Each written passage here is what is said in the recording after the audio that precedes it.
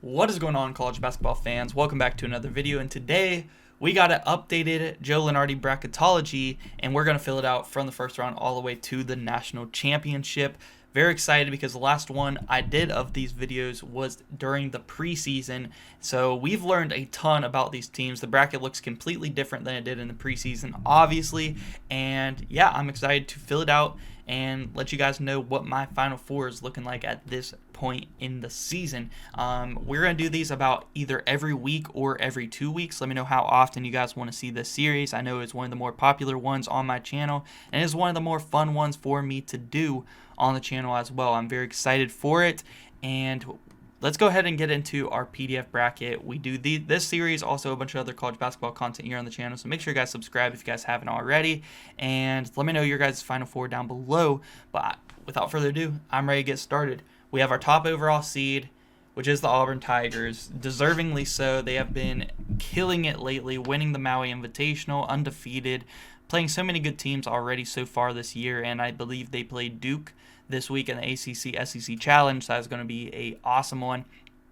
But yeah, they are going to be facing either Little Rock or Central Connecticut in the first round. And Central Connecticut actually got off to a pretty hot start this year.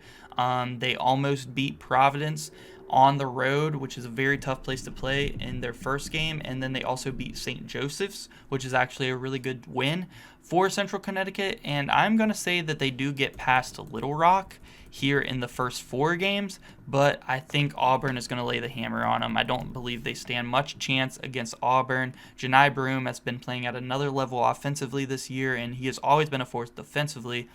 And he's even stepping back and hitting some threes this year. So he's very scary, and this Auburn team as a whole is just very scary. They have a stacked team. Next up, we got Michigan versus Clemson. I'm going to go with Dusty May's Michigan team. They're starting to play a lot better. They got a good win over Xavier where they dominated. I was very impressed with them. And Dusty May's a really good coach. You know, he's taken FAU to the Final Four before, and he knows how to win in March. I believe he's going to get it done against Clemson. I know Clemson had a nice run last year. They lost P.J. Hall. They still have some of those pieces from last year, but I don't think that they are going to get past Michigan there in that good 8-9 matchup. It should be a close one. Texas A&M versus Drake. I'm not going to lie. Whenever I was first putting this PDF together and I saw that Joe Lunardi had Drake as the 12th seed, I was like, okay, they're going to stand a chance against most 5 seeds. But then I saw Texas A&M was on there, and I was like, I definitely have to go with Drake. They have replaced Darian DeVries with a Division II national champion winning coach from Southeast Missouri State. And they brought I believe 4 or 5 of those Division II guys with him over to Drake. And they replaced Tucker DeVries with another really good tall shooting guard in Bennett Sturts, who has been killing it. They won the Charleston Classic tournament. They're undefeated up to this point in the season. Drake is looking really good, and I think that they can get a 12-5 win over Texas A&M this year, and I'm actually going to predict that to happen this year at this point in the season. Next up, we got Houston versus McNeese, and Houston struggled a little bit. They got 3 losses already on the season, and 2 of them come into overtime to Alabama and San Diego State, which are 2 really good teams. McNeese, who we expected to be one of the top mid-majors this season, has disappointed so far this year. They haven't been as good as we thought they would. Are they still going to win their league and make it to March Madness? I believe they probably will. So I do think that it is valid that they are in this bracketology. However, I don't think that they stand much of a chance against a team like Houston. I think Houston is too good. They're probably better than a 4 seed. They've just been underplaying that so far this season. They haven't been really even a 4 seed. So I think that Houston's a really, really good 4 seed, and McNeese is not a very good mid-major this year. Not as good as we expected them to be, so I honestly expect Houston to blow them out if that matchup were to happen today. St. John's versus Indiana. Indiana might not make the March Madness tournament, which is insane because they have a really good roster, and if you guys remember in the preseason, I actually had Indiana in my Final Four. I thought that they have a really good team with Umar Ballo, Miles Rice. Those are two really good transfers. They got Mackenzie Mbako, who's supposed to be a force for them. They got a lot of length, a lot of defense. And even though they do have a lot of length on paper, defensively in the games, they stink. So I'm not going to pick Indiana against St. John's in no world.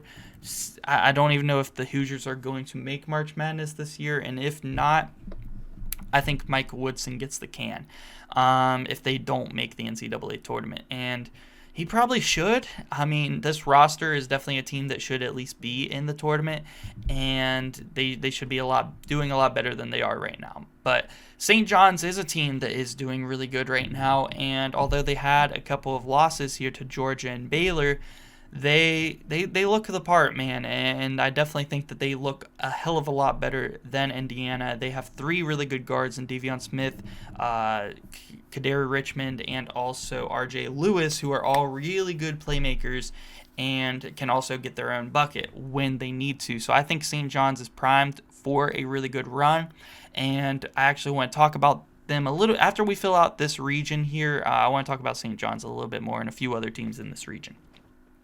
Florida as our 3 seed. Florida as a 3 seed, pretty surprising. We all expected them to be really good with Walter Clayton and them boys, Elijah Martin, but they've kind of exceeded expectations so far. Like, they've been good. They haven't played too many good teams so far. Their best ones are against Wake Forest and also Wichita State, which are really good wins, and they blew out Wichita State. And I do think they get past a High Point. I really do like High Point. I wish that they were in position for a 13 seed because I think High Point's really good. I think they're going to make their first ever NCAA tournament this year and win their league. But I got to pick Florida. They're playing outstanding right now. I think Walter Clayton's one of those guys who can take over and force his team to a deep run, so I'm going to take Florida there. Michigan State versus Georgia. I could see this one really going either way. I am going to pick Michigan State because even though it doesn't seem like they kind of have a go-to player this year, they're pretty well-rounded. And if they can get a couple of guys to really step up, like maybe even a Frankie Fielder, I think Michigan State could get to the second weekend of March Madness this year. And I'm going to have them as a slightly more experienced team, definitely a more experienced coach in March Madness, get that win over Georgia there in what should be a pretty close matchup. Iowa State versus Northern Colorado. Now, I really do. I love the mid-majors in this region, and I almost feel like Joe Lunardi put all the top mid-majors in this region, which makes it really hard to have some Cinderella runs because they have, in my opinion, the best 1 seed in Auburn, and also, in my opinion, the best 2 seed in Iowa State. So I think that this region is pretty loaded, which makes it really hard for me to make mid-major runs with these really good mid-majors I like a Northern Colorado. I think if anybody gets a 15 seed win, it's maybe them in this bracket, but I don't see them beating Iowa State. Iowa State is too good offensively and defensively.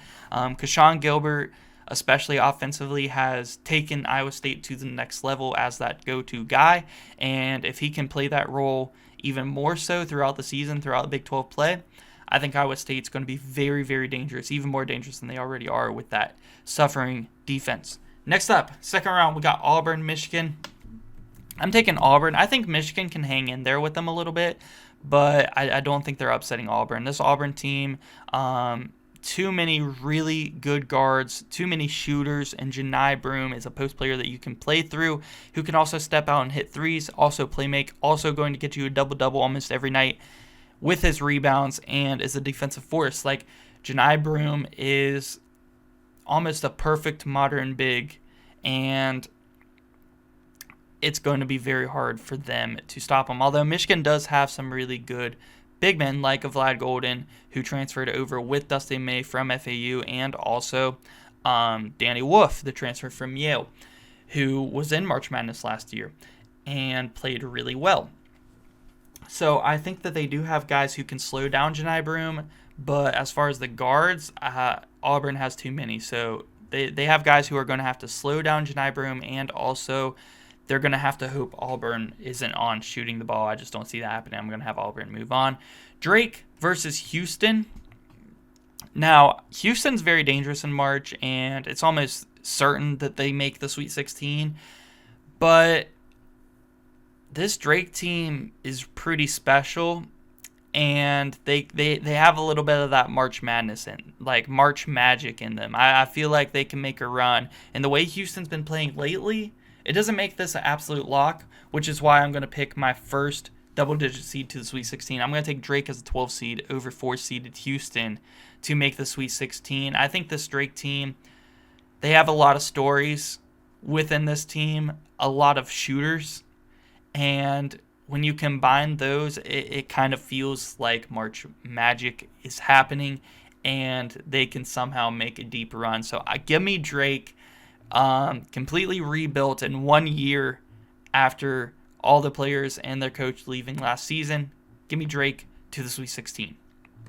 Next up, we got St. John's in Florida, and I think that this matchup in the second round would feed families. This would be a down-to-the-wire, probably a buzzer-beater overtime type game in March Madness, almost 100% guarantee. I feel like these two teams are so evenly well-matched, and both have guards that can compete in March Madness and lead their teams down the stretch in crunch time to make some big-time plays. And I'm going to take St. John's. I'm going to take St. John's because I believe that their guards can play better.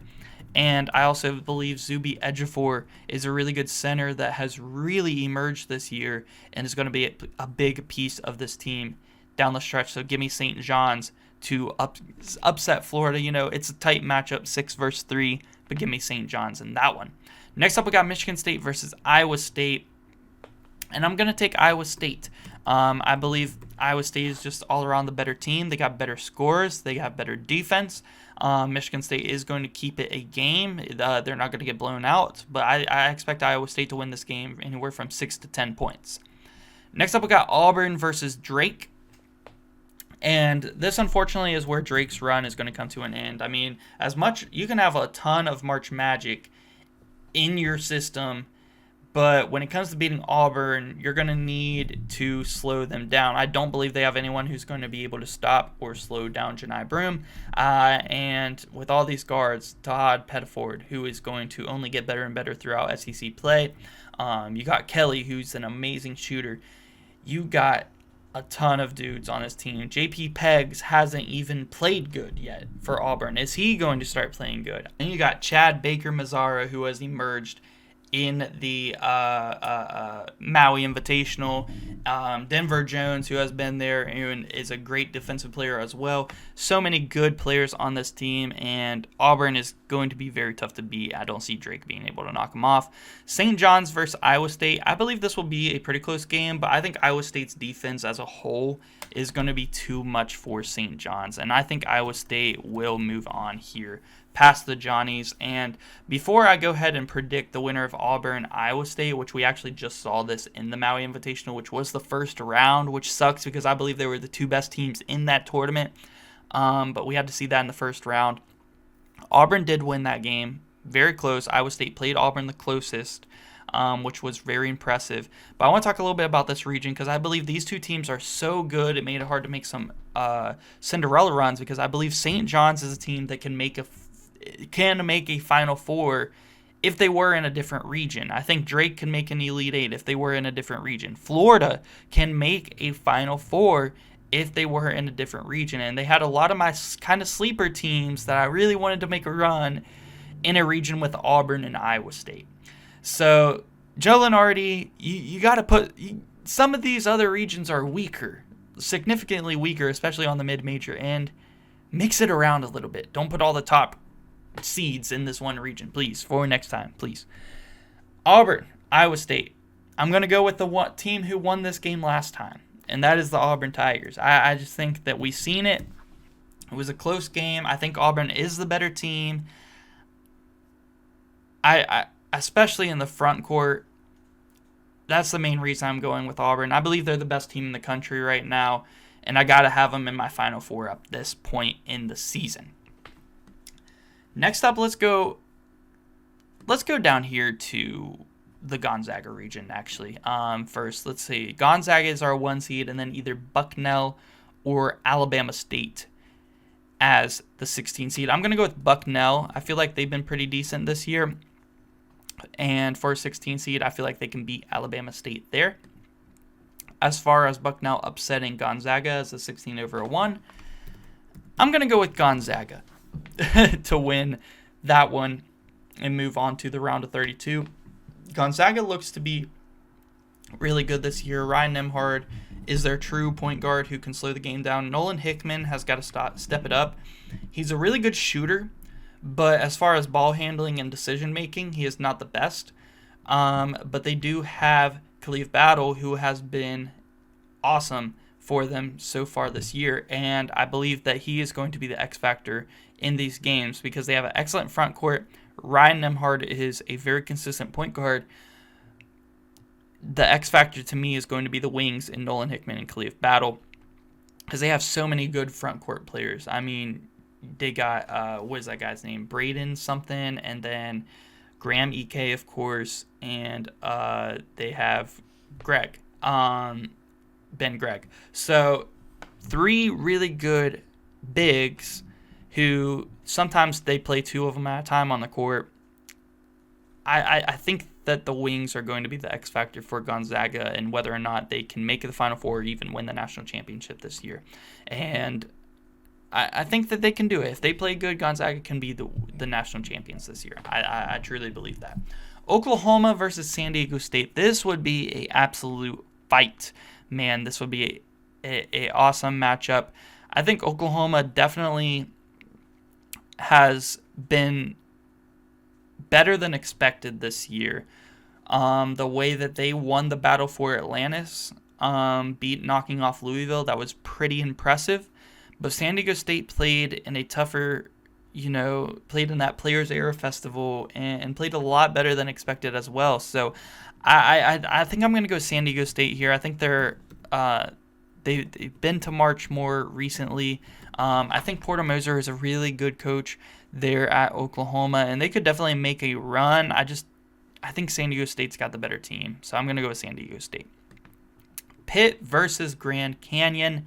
I really like Grand Canyon. Tyon Grant Foster and this team. I believe I actually had them in my Elite Eight in the preseason, and they could still get there. Especially Ray Harrison, Tyon Grant Foster, great team.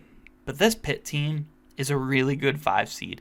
A very good 5 seed. They have Ishmael Leggett, Jalen Lowe, Damian Dunn, who I believe is hurt, but he will definitely be back by March Madness.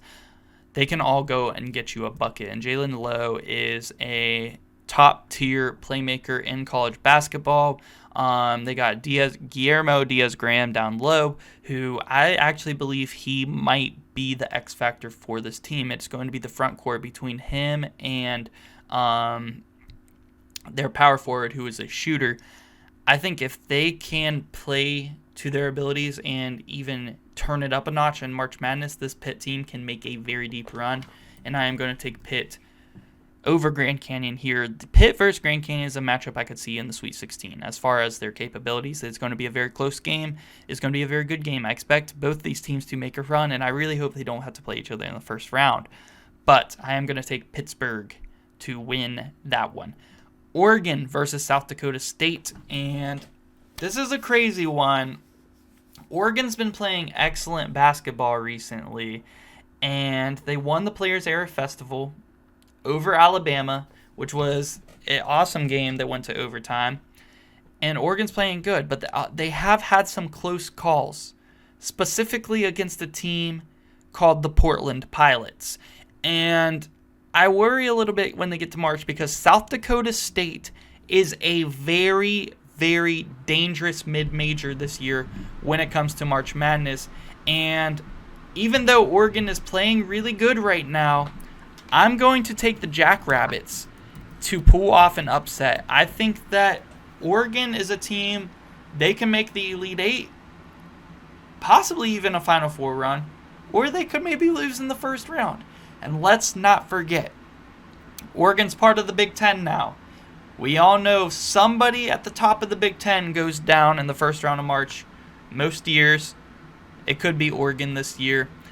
Give me the Jackrabbits to move on. Next up, we got Illinois versus either Nevada or Louisville. And Nevada looked really good. I was kind of high on them until last night.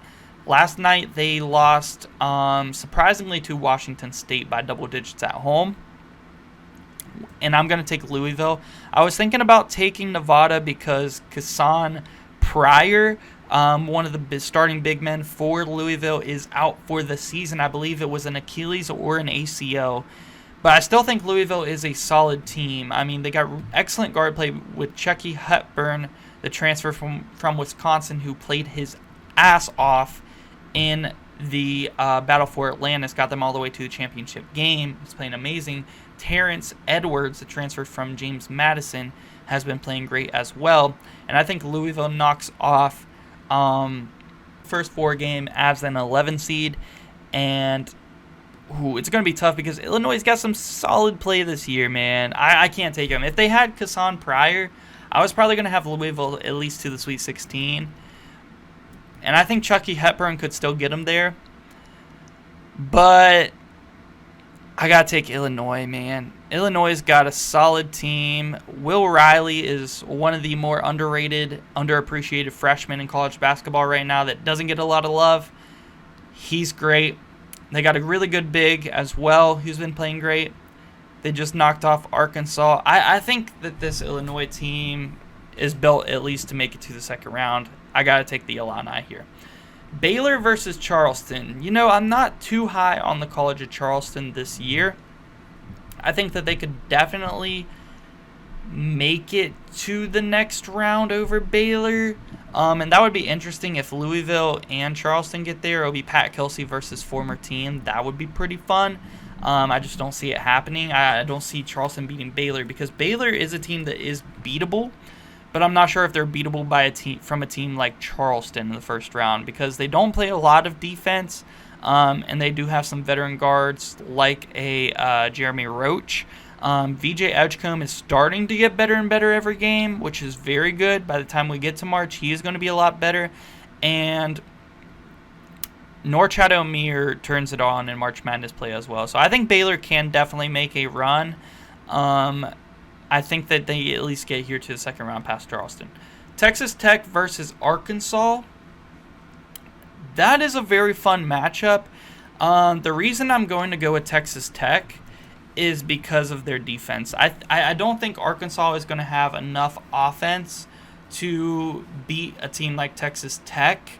They don't have the shooting, and I really like Boogie Fland, DJ Wagner, Abu. They have some really good players. I don't think they have the 3-point shooting. And when Texas Tech plays really good defense, they're going to need some 3-pointers to fall, and I don't think happens. I'm going to take the Red Raiders to move on to the second round. Kentucky versus Lipscomb. I'm not going to lie. Lipscomb is one of the mid-majors in this that I don't know too much about just yet. But I do know Kentucky is playing some really good ball right now. Mark Pope's got these boys playing, moving the ball around. He's got a deep team. I'm going to take Kentucky here to move on. Out of the John Calipari era in Kentucky means no more losing to 15 seeds. Next up, we got Gonzaga versus San Diego State. This is actually a matchup we've already seen so far in this regular season, and it was a home game for San Diego State where Gonzaga did win, and I believe we get the same result here. Unfortunately for Aztecs fans, we are going to take Zaga to the Sweet 16, and I believe that is like their however many Sweet 16s in a row. Crazy. They get to the Sweet 16 every year. That's what they do, at least. But they don't win the national championship. So will the history repeat itself? Most likely. Pitt versus South Dakota State. I do really like the South Dakota State team. I believe they are a mid-major that could get to the Sweet 16 at least. But I'm pretty high on this Pitt team. I think Pitt gets to the Sweet 16 this year from this 5 seed. And like I said, they got a lot of really good players. I got to take them in this one. Illinois versus Baylor. This is an interesting matchup here. I could see this one going either way. I think it's going to come down to the big men play. Illinois got a really good 7-1 freshman, Tim Islov. Not even going to try to pronounce his last name. If you guys want to try to teach me, you can. Versus North Shadow-Mir. I think that is the key matchup in this one. It could really go either way. I don't think Baylor's defense is that great, but I believe that they do have players that are going to be better in crunch time, like a Jeremy Roach. I just think that these players are going to be better and more calm under pressure down the wire, which is going to be a big difference in this game because I believe it is going to go down to the wire. So I am going to take Baylor to beat Illinois. Texas Tech versus Kentucky. Fun matchup. JT Toppin, as the big for Texas Tech, has been playing outstanding so far this year. They have a lot of... This Kentucky team is deep, and they have a lot of really good guards. I mean, Jackson Robinson hasn't even been playing that excellent, and I only believe that he is going to get better and better as the season goes on because I believe he is going to end up being the best player on that team. Ortega Oweh, for the transfer from Oklahoma, is playing outstanding right now. Lamont Butler's on this team. We all know that he hit that crazy shot in the Final Four for San Diego State just a couple of years ago. Experience on this team is extreme as well. And Kobe Brea, one of the better shooters in college basketball so far this year. He is shooting the three ball at an absurd high percentage right now. I don't see Texas Tech losing this one. I am going to take Kentucky to move on to the Sweet 16. Back to the Sweet 16 Wildcats. Gonzaga versus Pitt. And this is actually an interesting matchup, believe it or not. I do think that Guillermo Diaz-Graham would get beat up a little bit down low by Ben Gregg, by Braden, by Graham Ike. They got a lot of big dudes on Gonzaga. And I don't know if Guillermo Diaz-Graham is going to be able to necessarily keep up with them. I think that he will a little bit.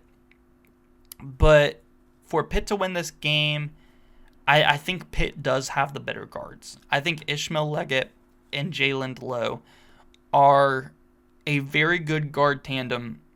Jalen Lowe I can't say he's a better playmaker than Ryan Nembhard, but I think he might be the better overall player than Ryan Nembhard. And he is also going to be able to play defense on Nembhard and try to lock him up a little bit. Ishmael Leggett, Damian Dunn are going to have to be at their absolute best scoring-wise to beat Gonzaga. And it's going to be tough because they got Khalif Battle and they got some good defenders on this team. Nolan Hickman, good shooter. Like I said, those are the X factors for Gonzaga. If they play bad, Pitt's going to win this game, and I'm going to pick Pitt to win this game. I'm going to pick Pitt. It's a dangerous pick because Gonzaga can beat them up down low, but I am going to take Pitt to upset Gonzaga here, 5 over a 1 seed, and make it to the Elite 8. Next up, we got Baylor versus Kentucky. Straight up, I'm not too high on this Baylor team. Preseason, I was through the roof on Baylor. Now, not so much. I don't believe they are that great of a team. I think Kentucky's on another level from them, and they're playing really good basketball, moving the ball around, shooting the ball very well, playing defense. This is all important stuff. They got experienced guard play. Like I said, Lamont Butler played in a national championship with San Diego State. Ortega Oweh is a veteran from Oklahoma. Jackson Robinson is a veteran who came from BYU with Mark Pope. These are veteran players, and I think Kentucky is just better than Baylor. If they out-rebound North Shadow-Mir, try to blitz these freshmen who have the ball like VJ Edgecombe, this Kentucky team, I think, is on the next tier from Baylor right now. Kentucky versus Pitt. This is a tough one because I truly believe that Pitt can compete with Kentucky. I think Pitt is a top-tier team out of the ACC for sure that can make it this far and compete. Overall, I could say Jalen Lowe might be the best player on the court in this game. But that can all change if Jackson Robinson starts to take the next step and becomes the guy that I expected him to be. I think he could be the best player on the court. But either way, I think Kentucky has more depth, and that is the reason I am going to take Kentucky out of this region to make the Final Four over the Pitt Panthers. We got two more regions. Our next one, our top seed, is the Kansas Jayhawks, and they will be facing the St. Peter's Peacocks, which honestly, out of the MEAC, I would have chose some other options other than St. Peter's. If I were Joe Lunardi, I would have probably picked Mount St. Mary's, or even, if you wanted to go with a sleeper, maybe the Siena Saints. St. Peter's, anything can happen in the MEAC tournament, but I'm going to take Kansas to defeat them. Next up, we got UCLA versus UConn. And wow, UConn has been stinking it up recently, but they got a good opportunity in the Big 12 Big East Challenge against Baylor, which I actually might still expect them to win, but Baylor does have much better guard play, so yeah, I'm not so sure. UCLA, they lost earlier this year, but ever since they've been playing a lot better, especially defensively. So I could definitely pick UCLA here, but I'm going to give UConn a little bit of benefit of the doubt here and pick them to at least win one game. But yeah, I'm not so sure they even get by UCLA at this point. We'll see as they play more games. They got Baylor this week, so we'll find out more if they can get back on track. Wisconsin versus UC Irvine. Wisconsin's an undefeated team right now, playing really good basketball. John Tunji is one of the better transfers in college basketball out of nowhere, absolutely killing it. And UC Irvine is another undefeated team, though. That's right. This 5-12 matchup is a battle between undefeated teams at this point, and I really do like this UC Irvine team, and I'm going to pick them. They slow down Tunji. I think that Wisconsin is a team that is beatable. I like UC Irvine here as a 12-5 upset. Next up, we got Memphis versus Kent State.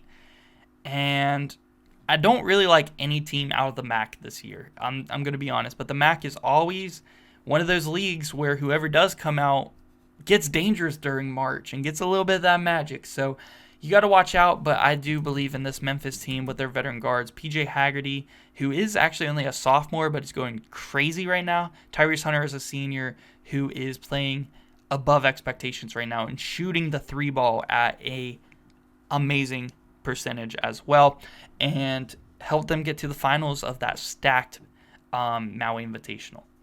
Next up, we got Ohio State versus either WVU or Xavier. It is a good thing Bob Huggins is not coaching in this game. West Virginia versus Xavier, if you know, you know.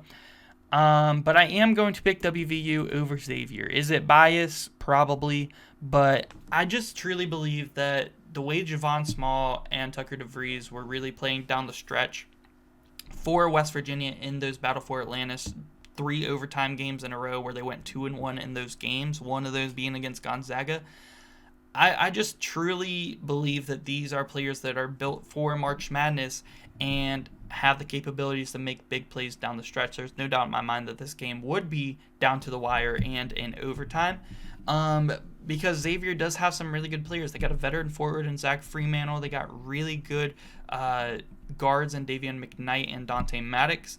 But I think that they're beatable, and I think WVU knows how to control the game, and they win that matchup. And I just think that they got the players for it, man. And Amani Hansberry has been a breakout stud as a big man for West Virginia. A stretch big who has been rebounding really great for his size. I believe he's only 6'9", 6'8", somewhere in there, and rebounding really well. Amani Hansberry, discipline on the defense. Not a huge shot blocker, but he doesn't foul, which is great. And West Virginia cannot have him in foul trouble. They don't have great front court depth. But I do believe they have enough. And Ohio State, I'm going to take West Virginia over Ohio State as well. I believe that this is a team, they just have that March magic, man. I feel it. Maybe it's because I'm a fan. It probably is. I'm being a little bit biased here. But I like all the same reasons. I really like WVU in this matchup. It would definitely be a close game against Ohio State. I really do like the freshman John Mobley for Ohio State. He is shooting the ball really well. Is that going to be able to carry into March for a freshman? We will see. But I like West Virginia in that matchup. Next up, we got Alabama versus Furman. And Furman's actually still a really good team, even though they lost some of their good players, their veteran guards that they had from that team that beat Virginia as a 13 seed just not too long ago. But Alabama's going to be too much for him here. Alabama, they did just have some news that Latrell Wrightsell is actually going to be out for the season for Alabama, which is really tough news. But in other good news for Alabama, Chris Youngblood, transferred from originally Kennesaw State, then South Florida, has not played yet for them yet. So this year. So he comes back. That is going to help a lot, but they really did need Wrightsell in there as well, I believe, to maybe make a national championship push, but I do believe they will have enough to beat Furman, and I will go ahead and say they are going to have enough to get past my West Virginia Mountaineers and make it to the Sweet 16. I just think, it's still got Mark Sears, who really hasn't been taking over that many games this year, but he definitely can, especially when they get to March Madness. And Grant Nelson has been playing awesome this year as well. And with Chris Youngblood back, I believe that they are going to be just fine to make it back to the Sweet 16. Next up, we got Ole Miss versus St. Mary's. Pretty good matchup here. Ole Miss has impressed me so far. I want to see them play some other good teams because they did almost beat Purdue. But other than that, they're untested. But I do think that they are a good enough team to get by St. Mary's here in the 7 versus 10. Next up, we do have Marquette versus Purdue-Fort Wayne. Purdue-Fort Wayne is actually a really good mid-major this year, and if the 2 seeds weren't so strong, I would maybe consider taking them. But Cam Jones is one of the better players in the country. They have some other really good guard play with Stevie Mitchell and Sean Jones, and yeah, they're a pretty darn good team still, even without Kolik, so I'm going to take Marquette in that matchup. Next up, we got Kansas versus UConn. I believe UConn could actually still compete with them a little bit, but I think it is going to be them not having a true lead guard that is going to be their downfall this year, and whether or not they make the tournament or not, or whether or not they win a game of the tournament or not, or whether or not they even go deep or not. It is going to be very dependent, but UConn just doesn't have the team this year to compete with Kansas. DeJuan Harris Jr. is a lead guard. He is going to play make. They got Zeke Mayo, who's playing really good so far this year. KJ Adams and Hunter Dickinson, who are an elite front court duo. Rylan Griffin, a great shooter for them. So many good players for the Kansas team. They're getting by UConn. UC Irvine versus Memphis. I really want to go with UC Irvine on a little run here because they are undefeated. They are a really good mid-major so far. I do expect them to be competitive in the NCAA tournament if they do come out of their league. But Memphis and that backcourt duo is going to be tough. And factor in Dane Danger down low. CS, who is like, 7? He's over 7 foot. Like, they got an insane front court. It's going to be a problem for UC Irvine. Give me Memphis. Ole Miss versus Marquette. I think that is going to be a pretty good matchup, honestly. I want to watch more Ole Miss man against some better opponents. I cannot pick them to defeat a Cam Jones-led Marquette team. The way that Cam Jones is playing, I believe that Janai Broome is the best player in the country right now. Second might be Cam Jones. I mean, he is playing that great right now. And Marquette plays Iowa State in the Big 12 Big East Challenge, which is going to be an amazing matchup. I cannot wait for that. Tomorrow, actually, I believe it is. And we're going to find out how Marquette plays on the road in one of the toughest environments in Hilton Coliseum. Alabama versus Marquette.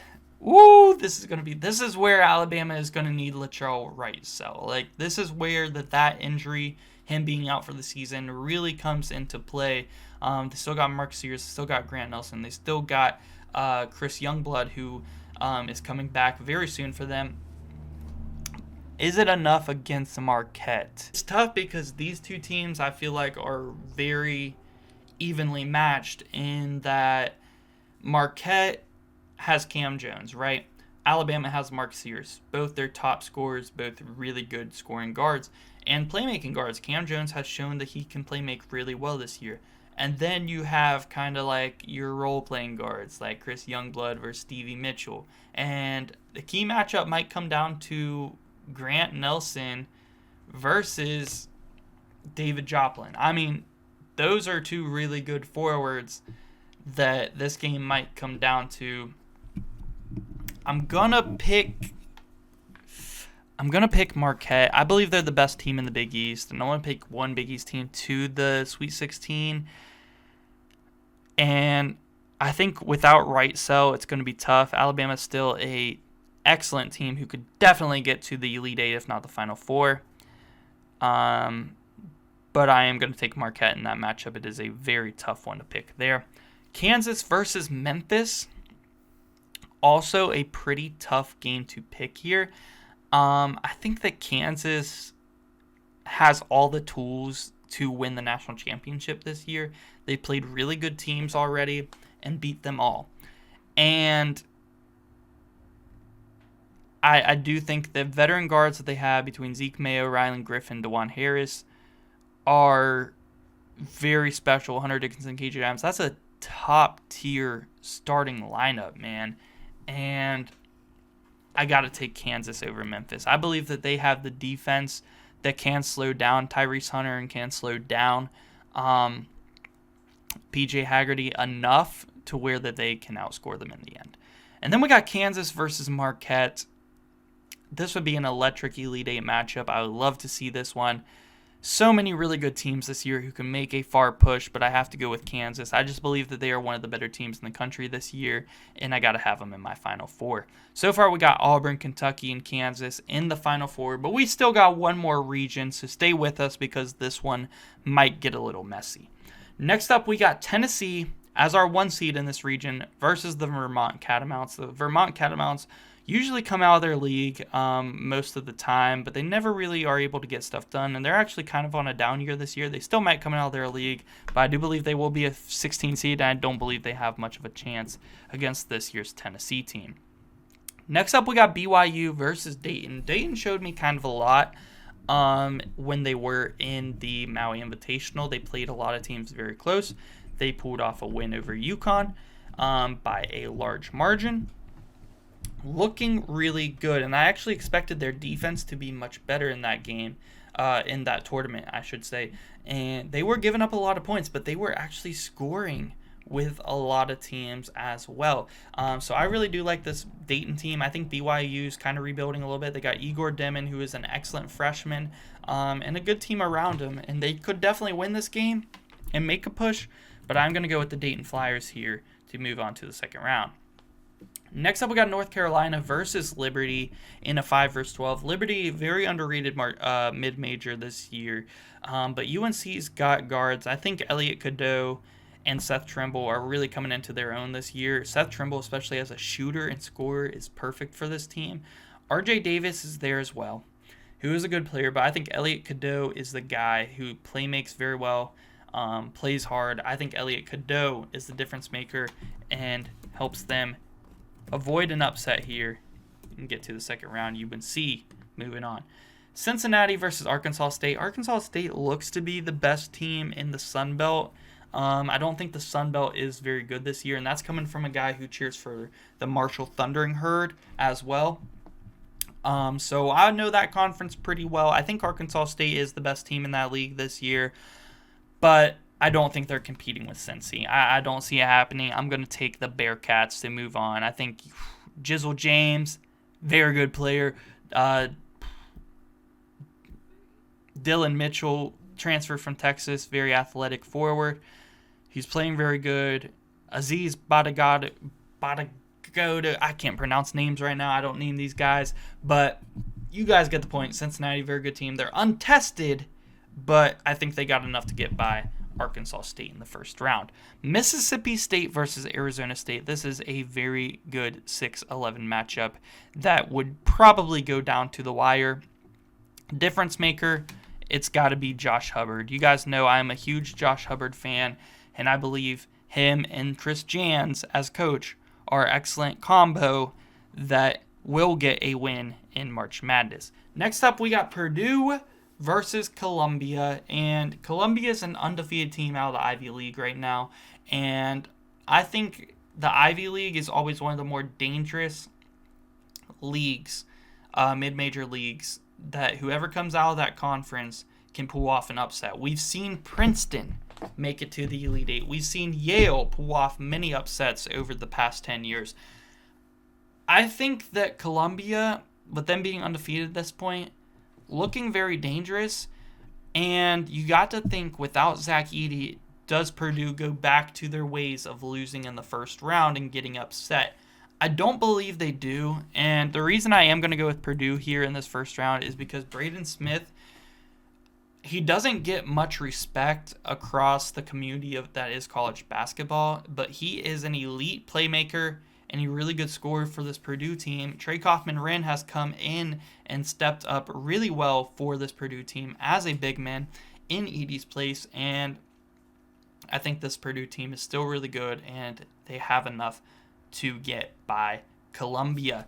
Next up, we do have Texas versus Maryland. Two really good freshmen in this one. Derek Queen for Maryland is a big man, and then also Trey Johnson, the shooting guard, small forward, whatever you want to call him, wing player for Texas, who has been an exceptional freshman to watch. I think he is going to be a top 5 NBA draft pick. He is that freaking good.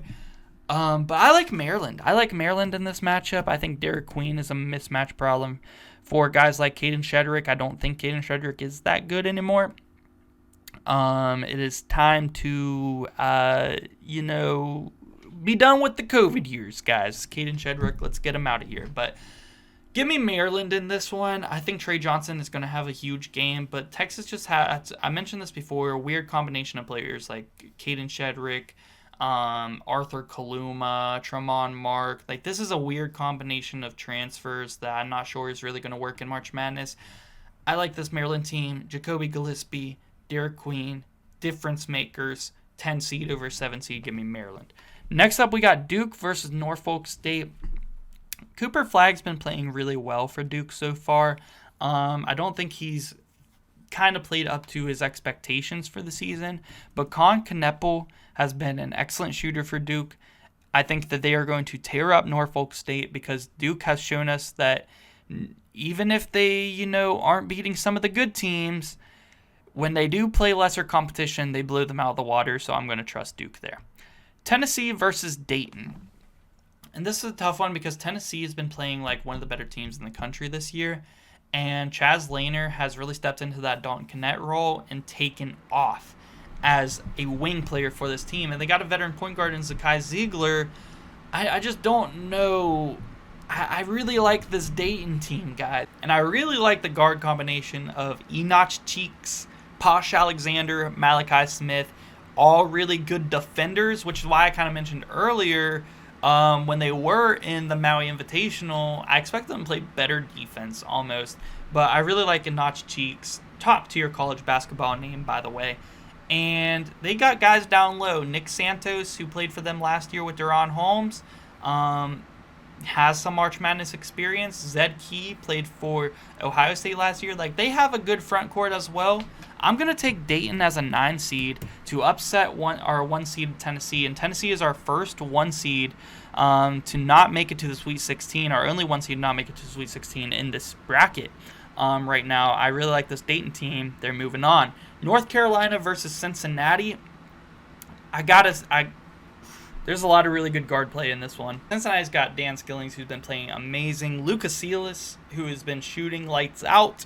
And, of course, Jizzle James. And North Carolina's got R.J. Davis, of course, Elliot Cadeau, Seth Trimble. This one's going to go down to the wire. Cincinnati's defense is going to have to be on point, but I am going to take Cincinnati for this one, mostly because I got to see Enoch Cheeks versus Jizzle James in the Sweet 16. Top-tier names. Got to see them go head-to-head. Not to mention Battle of Ohio, Cincinnati versus Dayton. What's the better city? Let's settle it in the Sweet 16. Mississippi State versus Purdue. I'm going to pick Purdue, and here's why. I really like Mississippi State, Chris Jans, and Josh Hubbard. I don't know if they have enough around them. And you guys know on this channel how much of a fan I am of Josh Hubbard and how good I think he is. However, I don't think he has enough around him. And I also feel like people aren't putting enough respect on Braden Smith's name. And I think Purdue, he is going to get Purdue back to the Sweet 16. I think a lot of people expect them to lose in the first round again after losing Zach Edey, making it all the way to the national championship game last year. I think he gets them back to the Sweet 16. I got to go with Purdue right here. Next up, we got Duke versus Maryland. And Derek Queen's a guy who I could see really giving Duke some trouble in this one. As far as Maryland having the guard play to compete with Duke, I think Con Kneppel has a big game shooting-wise. I think Tyrese Proctor playmaking-wise, also shooting-wise. And Cooper Flagg is going to be a mismatch for Maryland. I got to take Duke here in this one to move on. Next up, we got Dayton versus Cincinnati. Like I said, Battle of Ohio in the Sweet 16. Who's going to make the Elite Eight? I got to go with my boy Enoch Cheeks, though. I think Dayton is a really good team. Cincinnati's untested so far this year. Dayton's been tested. They've been playing in some really close games against some top-tier teams. I got to go with Dayton in this one. I think Enoch Cheeks, Malachi Smith, scoring machines. Nick Santos is the X factor and is going to get Dayton all the way to the Elite Eight in this one. Then we got Purdue versus Duke. Really fun matchup right here. Braden Smith is the best point guard on the court in this game, but Cooper Flagg is definitely the best player on the court in this one. And I don't want to seem like I'm overhyping Cooper Flagg or anything because he hasn't been playing the best. He's been turning it over in crunch time. Does he turn it over in crunch time against Purdue? It's going to cost him. There's a lot of play before we get to March Madness. He is going to get more experience. I'm going to take Duke and this Cooper Flagg-led team to the Elite Eight. Then we got Dayton versus Duke to get our Final Four spot of this video. And straight up, not going to go about it too long before I let you guys know, I'm taking Dayton. They are my sleeper right now as a 9 seed. I think as far as the higher seeds in this bracketology by Joe Lunardi, I think Dayton has one of the better shots, and they're proven that they can play in close games, force overtime, and also win those games. So very impressed with Dayton so far this season. The way that they've been tested early for a mid-major is very impressive, and I think the A-10 is a very strong conference where they're going to be playing in a lot of really good teams across the course of the season as well. I'm taking Dayton to upset Duke. Nick Santos, please. Excellent defense on Cooper Flagg. Zed Key as well. Zed Key's got to stay out of foul trouble, though. But, like I said, Enoch Cheeks, Malachi Smith, Posh Alexander, who I was a huge fan of Posh Alexander when he was at St. John's. Then he played for Butler, I believe, last year, and now he's on Dayton. I would love to see Posh Alexander play amazingly in March Madness. That would be awesome because I loved watching him play at St. John's before Rick Pitino got there.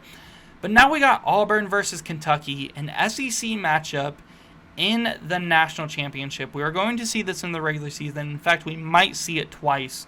I'm not sure how many times Auburn and Kentucky play each other this year, but it is possible we could see an SEC tournament as well, or even the SEC championship this year.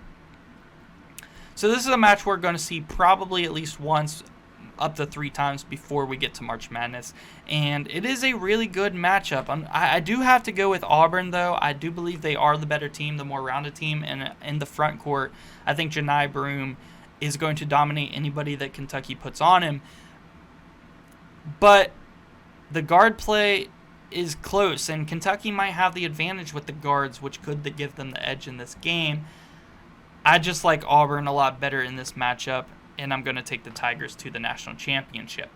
Then we got Kansas versus Dayton. This is pretty crazy. I remember a game in 2021, and this was a game in the regular season the year Kansas won the national championship. And they had a stacked team, you know, of Christian Brown, Ochai Abachi, David McCormick. Absolutely stacked team. Dayton beat them that regular season. I believe it was their only non-con loss that year that they won the national championship via a buzzer beater. Could Dayton do it again? I think, you know, it's possible. You know, Inach Cheeks, man, I keep saying his name. Is such a good name. He could be a difference maker in this tournament, and of course he is if they are in the Final Four. I do have to go with Kansas, though. I believe that they are one of the better teams in the nation, and I think Dayton keeps it close with the Kansas Jayhawks, but I got to go with Kansas to beat them in the end. And in our national championship, we do have Auburn and Kansas. I believe these are probably the top two teams in the country right now. I think Gonzaga has an argument for that, but they did lose already this year, whereas these two teams are undefeated. They have played top tier level competition so far, and they are tested, and they are still undefeated. So I believe that they are the most trustworthy to make the national championship at this point in the season. And we got some good one. Hunter Dickinson versus Janai Broome. That would be, I need to see that. I need to see that. These are two teams that are not going to play in the regular season. We are only going to get to see this as probably at the very earliest the Final Four matchup if they do meet. But that would be amazing. Janai Broome versus Hunter Dickinson. And then also like KJ Adams down low. You got like Zeke Mayo, Rylan Griffin, DeJuan Harris, of course. And then on Auburn's side, you got Tahad Pettiford, Mazzara, you got Denver Jones. Like, very good players. And Auburn plays really tough defense. I think that this one could come down to the wire. And I'm going to pick Auburn. I just think that this team is so good and playing so lights out right now, offensively, defensively. Janai Broome is the perfect modern big man who can do it all, switch onto anybody. Like, Janai Broome is one of those big men you can switch onto guards, and he was fine on the perimeter. He can shoot the three ball, defend in the paint. He's an anchor in the paint, elite rebounder. He's their top playmaker on the team. He's averaging like almost 4 assists a game. Hunter Dickinson is another really good big, but I think Janai Broome can play some good defense on him, and I've been a pretty good big fan of Janai Broome since he was actually on, I believe, what is it, Mount St. Mary's? They faced West Virginia, who is my favorite team, in the first round of the playoffs back whenever we had Miles McBride and we were a 3 seed. And we did beat them. We did beat Mount St. Mary's 3 over a 14 seed in that first round. But Janai Broome, as a true freshman, was giving us the work. And he has only improved so much more since he transferred to Auburn that next year and been there ever since. Auburn, my national championship pick at this point in the season. They have to be. Let me know what you guys think. Let me know who your guys' Final Four would be based on this bracketology by Joe Lunardi. And let me know who your national champion pick would be at this point in the season as well. And without further ado, guys, let me know how often you guys want to see more of these videos. You guys want to see them once a week, once every 2 weeks. Let me know down below in the comment section. And, of course, make sure you guys subscribe if you guys are new. Thank you so much for watching.